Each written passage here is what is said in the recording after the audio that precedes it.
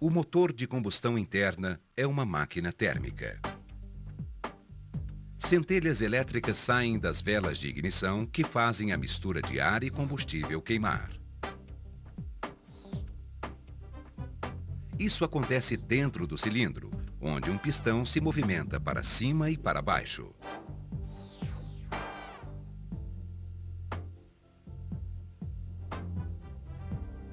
A enorme potência da combustão força o pistão para baixo. O movimento é transmitido à árvore de manivelas, desta à caixa de marchas e daqui para as rodas. No seu movimento de volta para cima, o pistão empurra os gases queimados para fora do cilindro através da válvula de escape. No seu movimento de volta para baixo, uma nova mistura de combustível e ar é admitida pelo cilindro. O movimento para cima comprime a mistura ar-combustível. No momento exato, a centelha da vela de ignição provoca a combustão e o processo começa novamente desde o início. Admissão, compressão, ignição e escape dos gases. Devido ao fato de estas 4 etapas repetirem-se nessa sequência, este tipo de motor de combustão interna também é chamado de motor de 4 ciclos, ou de 4 tempos.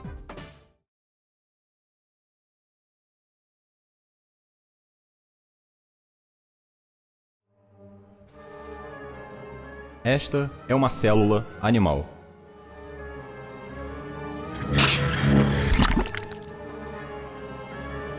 Mergulhadas no citoplasma, existem diversas organelas. Dentre elas, a mitocôndria, a usina produtora de energia. Uma célula pode conter várias mitocôndrias. É na mitocôndria que ocorre a oxidação da matéria orgânica, utilizando para isso o oxigênio do ar. A mitocôndria pode apresentar formas diferentes, dependendo da célula: alongada, elipsoide e outras. Vamos agora analisar a fundo uma delas. Fazendo um corte transversal na mitocôndria,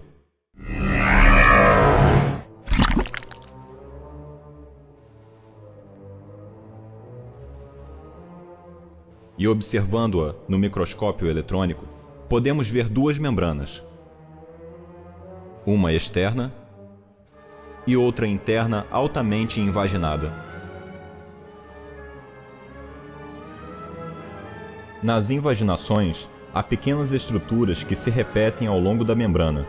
Na periferia, ocorrem outras estruturas que unem as 2 membranas, neste esquema representadas em vermelho e marrom. Vamos acompanhar agora a oxidação da glicose na célula. No citosol, a glicose é transformada, dando origem a 2 moléculas de ácido pirúvico numa série de reações denominada glicólise. Cada molécula de ácido pirúvico entra na mitocôndria através das estruturas que unem as 2 membranas. Nesta etapa, inicia-se a respiração celular dentro da mitocôndria. O ácido pirúvico será degradado reagindo com água. A degradação se processa em diversas etapas, nas quais o oxigênio da água será utilizado na formação de gás carbônico, disponibilizando 10 átomos de hidrogênio provenientes da água e do ácido pirúvico. Durante este processo, há liberação de energia. O hidrogênio e a maior parte da energia liberada serão utilizados para reduzir 4 moléculas de nicotinamida, adenina, dinucleotídeo ou NAD, e uma de flavina, adenina, dinucleotídeo ou FAD. A energia restante será utilizada para sintetizar uma molécula de GTP a partir de GDP e fosfato inorgânico. Na primeira etapa da degradação, o ácido pirúvico reage com a acetilcoenzima, gerando a primeira molécula de NADH e de gás carbônico. Em seguida, o radical acetil da acetilcoenzima A será degradado em uma sequência cíclica de reações denominada ciclo de Krebs, ou dos ácidos tricarboxílicos. Nesta sequência, as moléculas de água serão utilizadas para reduzir 3 moléculas de NAD e uma de FAD. Além disso, é neste ciclo que é sintetizada a molécula de GTP e 2 moléculas de gás carbônico são produzidas. A energia do potencial redutor do NADH e FADH será agora convertida em energia eletroquímica, armazenada no gradiente de prótons formada através da membrana interna. Essa transformação é feita pelos citocromos, proteínas embebidas na membrana interna, aqui representadas em detalhe.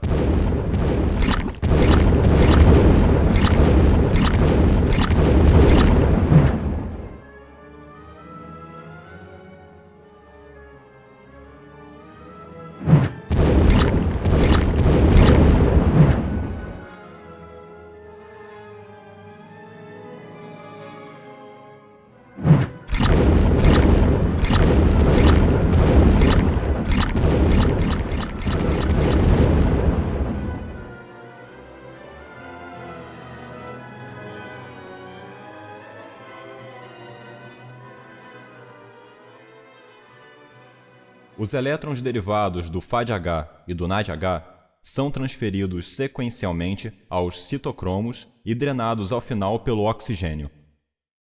Os prótons são representados por pequenas esferas amarelas e o oxigênio pelas azuis.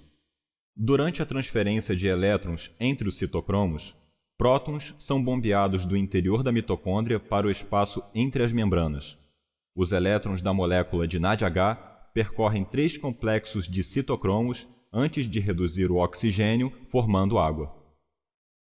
Os elétrons de FADH percorrem apenas 2 complexos antes de reduzir o oxigênio. O gradiente de prótons força o retorno destes ao interior da mitocôndria. Os prótons retornam através de um outro complexo proteico, a ATP sintase. Durante o retorno, a energia derivada do gradiente de prótons é transformada em energia química utilizada para sintetizar ATP a partir de ADP e fosfato inorgânico.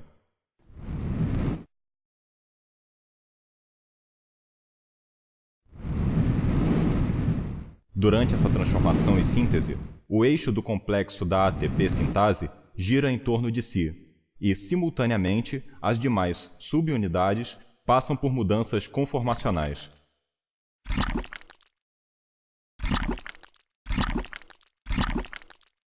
A energia derivada da oxidação de NADH gera 3 ATPs, o FADH somente 2.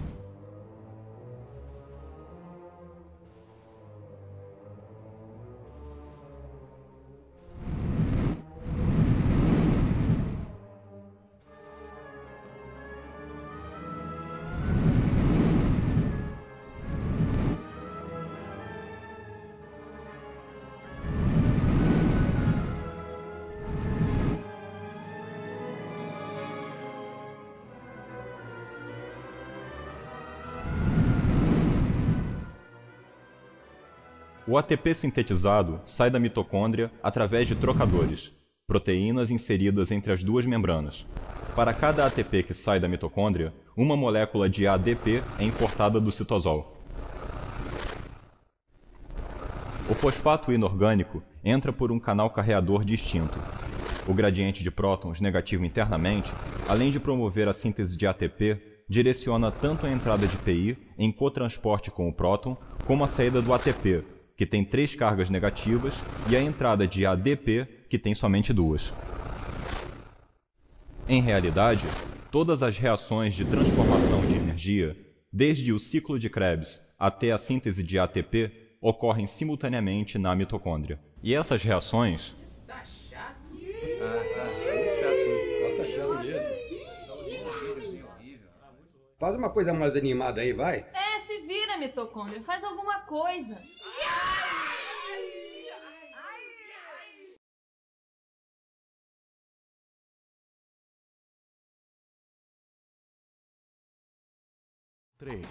A combinação desses núcleos forma outros elementos, mas isso só acontece dentro das estrelas. Como o Sol! A temperatura no centro do Sol é de 15 milhões de graus, fornecendo velocidades muito altas para os átomos. Nessas condições, os átomos se chocam e acontece a fusão nuclear. 2 núcleos de hidrogênio se fundem, criando o deutério e também um neutrino e um pósitron, que são subpartículas. O neutrino escapa do Sol e o pósitron é destruído ao colidir com um elétron, produzindo energia. O deutério colide com outro hidrogênio, formando hélio 3 E mais energia! A colisão desses dois isótopos forma o hélio e libera 2 núcleos de hidrogênio. 6 núcleos de hidrogênio entram nas reações, mas só 4 ficam no hélio, irmão! É assim que o Sol produz energia desde que nasceu e deve continuar assim por mais 5 bilhões de anos. Fusão nuclear. Consiste na união de 2 núcleos de átomos, dando origem a outro núcleo, com liberação de grande quantidade de energia.